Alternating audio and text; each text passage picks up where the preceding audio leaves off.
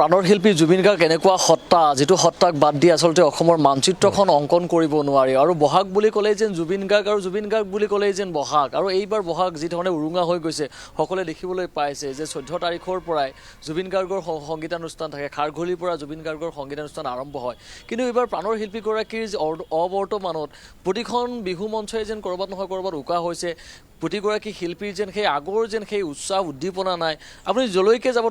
তাতেই যেন এই ধৰণৰ আচলতে ক'ৰবাত দুখৰ এটা পৰিৱেশৰ সূচনা হৈছে আৰু প্ৰাণৰ শিল্পীগৰাকীৰ এই অবৰ্তমানে ক'ৰবাত সূচাইছে যে আচলতে কিমান বেছি মহত্ব আছিল জুবিন গাৰ্গ নামৰ যিটো সত্তা এই সত্তাটো নোহোৱা হৈ যোৱাটো অসমৰ বাবে আচলতে কিমান অপূৰণীয় ক্ষতি সেই কথাখিনি হয়তো প্ৰতিগৰাকী অসমীয়াই মৰ্মে মৰ্মে উপলব্ধি কৰিছে আমি কালি নিশাও যেতিয়া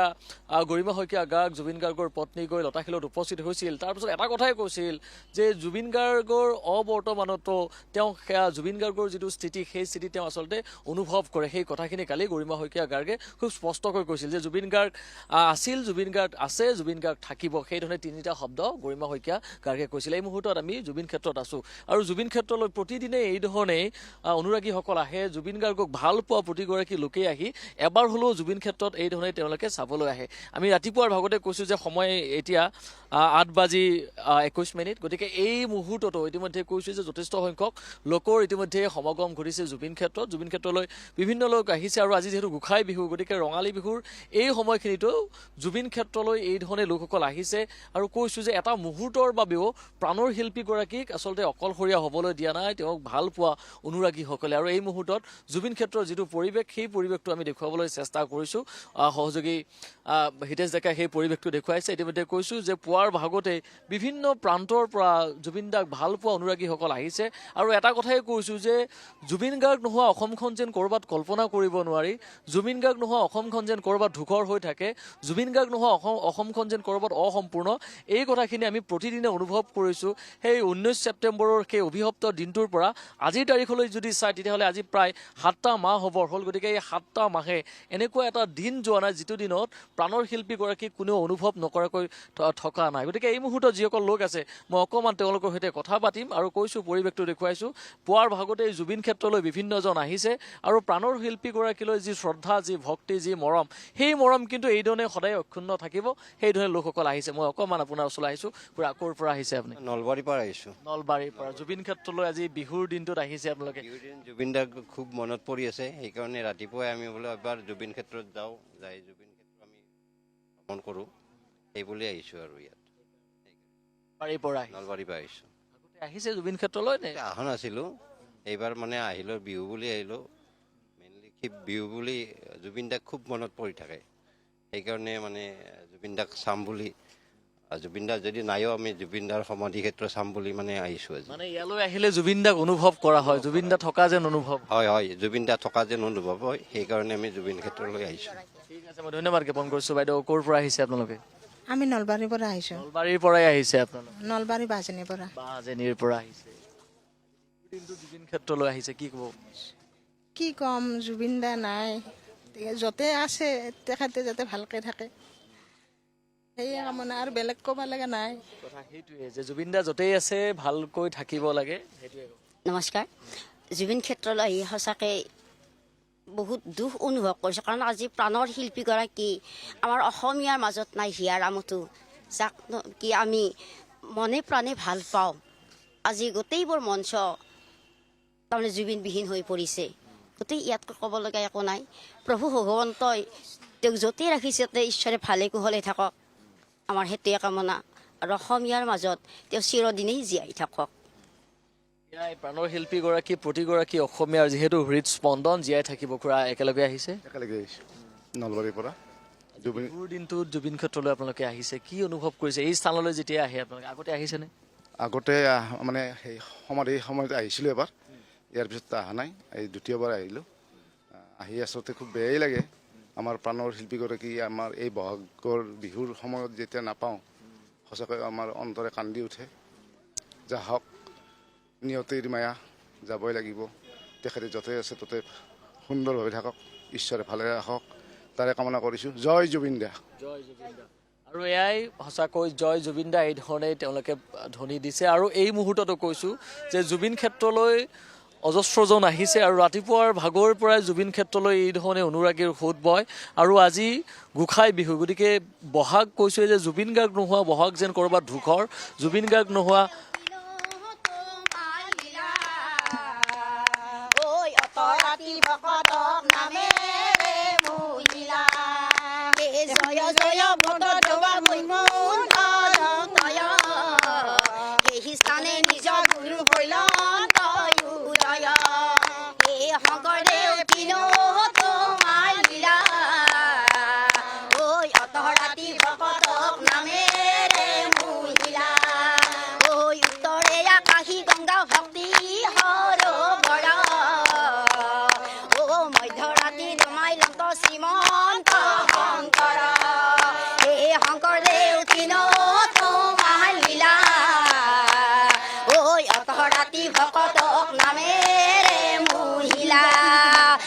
পশ্চিমে শিলিকা বৃক্ষশালী আশয় তাতে বহি গুৰু জনাই পুস্তক লিখয় এই শংকৰদেৱ কিনো তোমাৰ লীলা ঐ অতহ ৰাতি ভকতক নামেৰে মহিলা এ হৰিৰ নামৰ ধ্বনি এ হৰিৰ নামৰ ধ্বনি এ শ্যাম কলিয়া ক'ত আজি পলাবি তয়ে শ্যাম কলিয়া ক'ত আজি পলাবি তই অ যমুনাৰ বালিতে কদমৰ তলত মেৰাই মেৰাই বান্ধিমে তোকে শ্যাম কলিয়া ক'ত আজি পলাবি তয়ে শ্যাম কলিয়া ক'ত আজি পলাবি তই বৃন্দাবনে থেনু বায় শ্যাম কলিয়া গোধেনু চৰাই প্ৰভু শ্যাম কলিয়া অ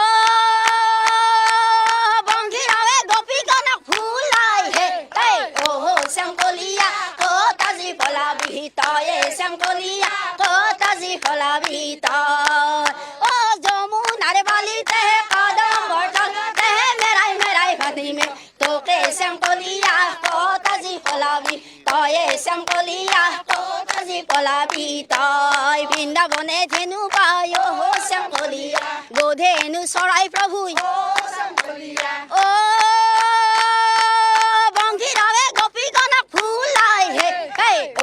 শ্যাম কলিয়া ক'ত আজি পলাবি তয়ে শ্যাম কলিয়া ক'ত আজি পলাবি তই অ যমুনাৰ বালিতে কদমৰ তলতে মেৰাই মেৰাই বান্ধিমে তোকে শ্যাম কলিয়া ক'ত আজি পলাবি তয়ে শ্যাম কলিয়া ক'ত আজি পলাবি তই অ ৰাম জয় হৰি কিয়ে জয় হৰি গোপাল বান্ধৱ কৃষ্ণ অ হৰি অ ৰাম জয় জুবিন দা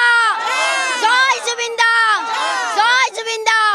জুবিন দা আমাৰ মাজত চিৰদিন জীয়াই থাকিব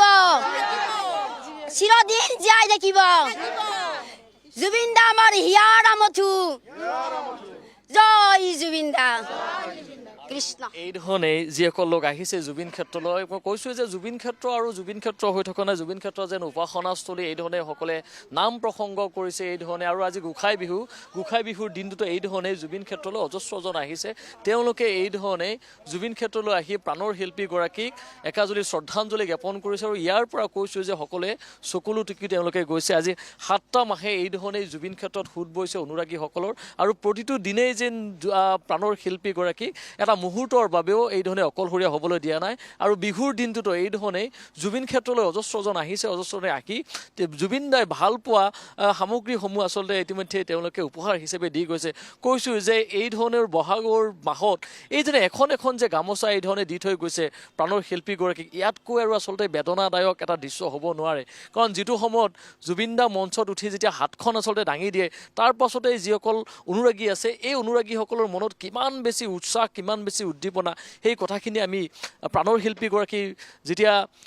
আমাৰ মাজত আছিল সেই সময়খিনিত যেতিয়া জুবিন দাই বিহু মঞ্চত উঠিছিলে তেতিয়া গান গাবলৈ মঞ্চত উঠাৰ লগে লগে যি ধৰণৰ কোলাহলৰ সৃষ্টি হৈছিল, যি ধৰণৰ আচলতে এটা পৰিৱেশৰ সৃষ্টি হৈছিল, সেই যেন পৰিৱেশ আজি ক'ৰবাত নাই, সেই পৰিৱেশ যেন আজি ক'ৰবাত অসম্পূৰ্ণ, সেই পৰিৱেশটো যেন ক'ৰবাত আজি ধূসৰ হৈ পৰিছে, সেই পৰিৱেশটো যেন ক'ৰবাত আজি মৌন হৈ পৰিছে, ক'ৰবাত যেন নিথৰ হৈ মানুহজন আছে। গতিকে এই স্থানলৈ জুবিন দা এই ধৰণে থকাটো যেন কোনো এগৰাকী অনুৰাগীৰে যেন কাম্য নহয়। জুবিন দা কোনো এগৰাকী শিল্পীয়ে যেন এই ধৰণে শুই থকাটো নিবিচাৰে। পুনৰবাৰ জুবিন দাই যেন উঠি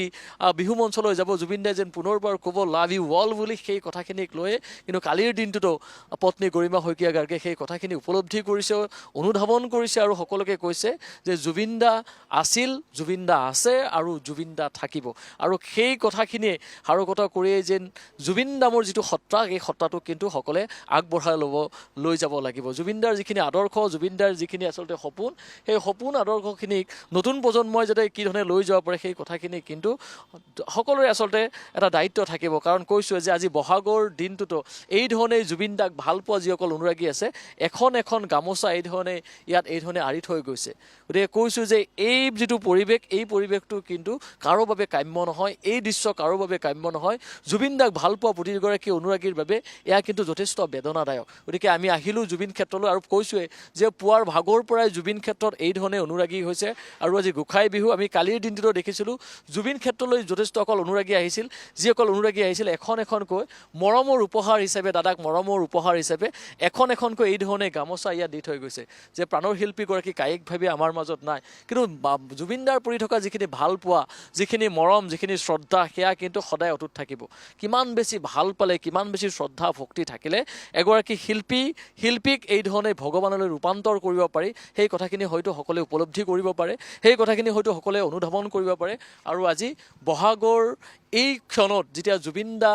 আমাৰ মাজত কায়িকভাৱে নাই বুলি আমি ক'বলগীয়া হয়, তাতকৈ আৰু আচলতে প্ৰতিগৰাকী অনুৰাগীৰ বাবে দুখৰ কথা হ'ব নোৱাৰে। গতিকে আমি জুবিন ক্ষেত্ৰলৈ আহিলোঁ, জুবিন ক্ষেত্ৰৰ সেই পৰিৱেশটো দেখুৱাবলৈ চেষ্টা কৰিলোঁ। ইতিমধ্যে কৈছোঁ যে পুৱাৰ ভাগৰ পৰা যথেষ্ট সংখ্যক লোকৰ সমাগম হৈছে জুবিন ক্ষেত্ৰত, জুবিন ক্ষেত্ৰলৈ আহিছে। আৰু জুবিন দাই ভাল পোৱা, জুবিন দাৰ যিসমূহ অনুৰাগী আছিল, সেই অনুৰাগীসকলে বিহুৰ দিনটোত এখন মৰমৰ উপহাৰ হিচাপে এখন গামোচা লৈ আহিছে, এটা জাপি লৈ আহিছে। আৰু তেওঁলোকে এই স্থানতেই সেই গামোচাখন আঁৰি থৈ, সেই জাপিটো ইয়াত থৈ তেওঁলোকে অকণমান হ'লেও মনত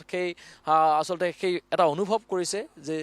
ক'ৰবাত নহয় ক'ৰবাত প্ৰাণৰ শিল্পীগৰাকীয়ে সেয়া গ্ৰহণ কৰিব। আৰু জুবিন দা এনেকুৱা মানুহ যে জুবিন দা এনেকুৱা মাটিৰ মানুহ, জুবিন দাই সকলোৰে লগত সম্পৃক্ত হৈ থকা মানুহ, জুবিন দাই প্ৰকৃতিৰ লগত থকা মানুহ, জুবিন দাই মানুহৰ লগত থকা মানুহ, সকলোৰে লগত থকা মানুহগৰাকীক কৈছোঁৱে যে এটা মুহূৰ্তৰ বাবেও অনুৰাগীসকলে কিন্তু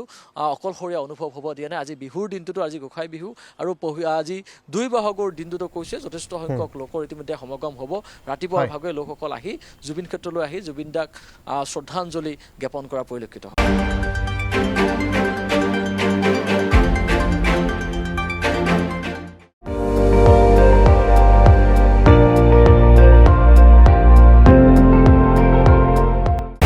আপুনি চাই আছে ND24, সৰ্বশ্ৰেষ্ঠ নহয় সৰ্বোত্তমৰ দৌৰ।